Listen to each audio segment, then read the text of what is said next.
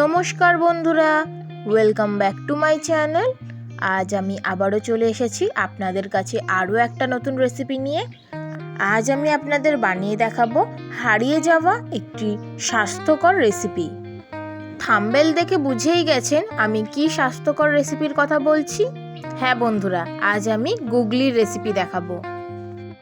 তাহলে চলুন এই রেসিপিটা আমি কি করে বানাই দেখে নিই।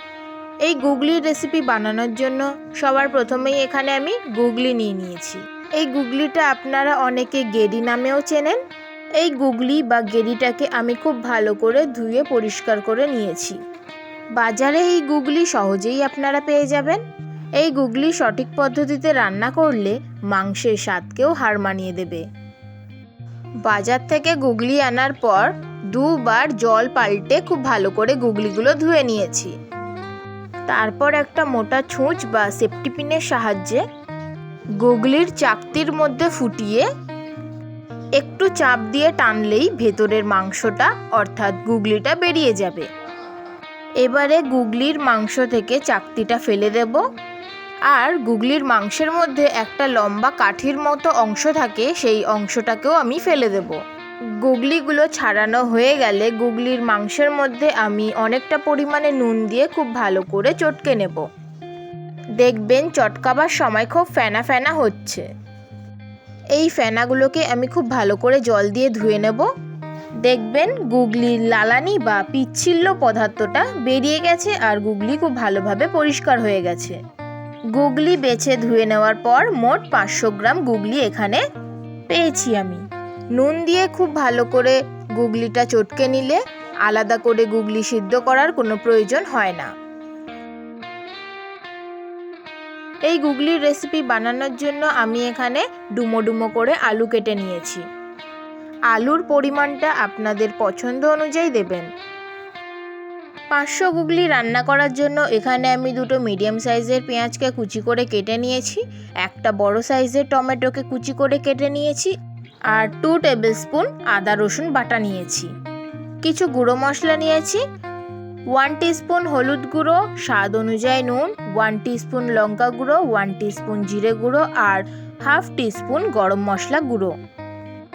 এবার পরিষ্কার করে রাখা গুগলিগুলো ভেজে নেওয়ার জন্য কড়া গরম হতে বসিয়ে দিয়েছি। কড়া গরম হয়ে গেলে পরিমাণ মতো সর্ষের তেল দিয়ে দেবো। তেল গরম হয়ে গেলেই গুগলিগুলো তেলের মধ্যে দিয়ে খুব ভালো করে ভেজে নেব।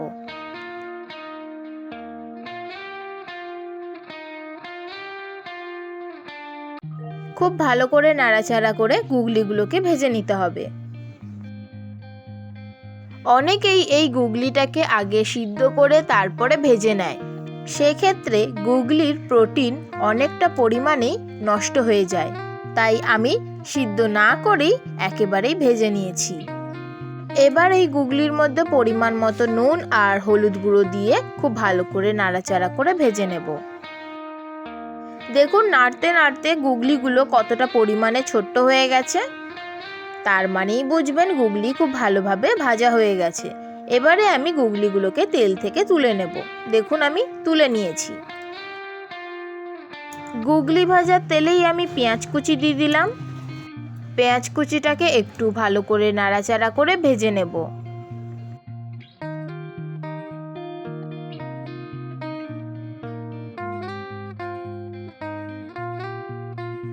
পেঁয়াজটাকে খুব ভালো করে নাড়াচাড়া করে নেওয়ার পর এর মধ্যে আমি আগে থেকে কেটে রাখা আলুগুলোকে দিয়ে দেবো।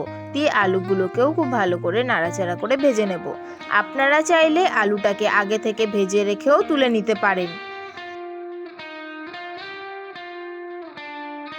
দেখুন আলুটাকেও খুব ভালো করে আমি নাড়াচাড়া করে ভেজে নিয়েছি। এবার এর মধ্যে আমি আদা রসুন বাটাটা দিয়ে দেব। আদা রসুন বাটাটাকেও খুব ভালো করে কষিয়ে নেব।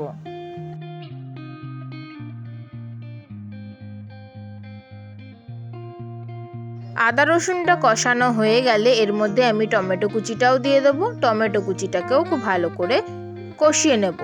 আপনারা এখানে টমেটো বাটাও ব্যবহার করতে পারেন। টমেটোটা একটু সফট হয়ে এলে এর মধ্যে আমি গুঁড়ো মশলাগুলো দিয়ে দেবো। গুঁড়ো মশলাগুলোকেও খুব ভালো করে নাড়াচাড়া করে নেব।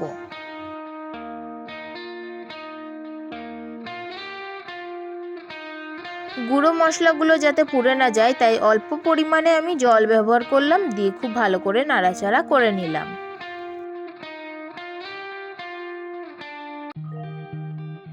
দেখুন মশলা কষানো একদম পারফেক্ট। এবারে আগে থেকে ভেজে রাখা গুগলি বা গেরিটা দিয়ে দেব, দিয়ে আবারও খুব ভালো করে নাড়াচাড়া করে নেব।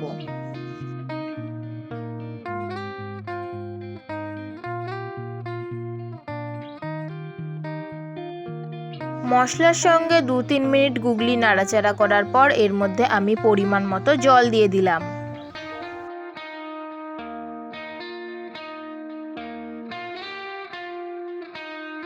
আমি আবারও অল্প পরিমাণে জল দিয়ে দিলাম আলুটা সিদ্ধ হওয়ার জন্য।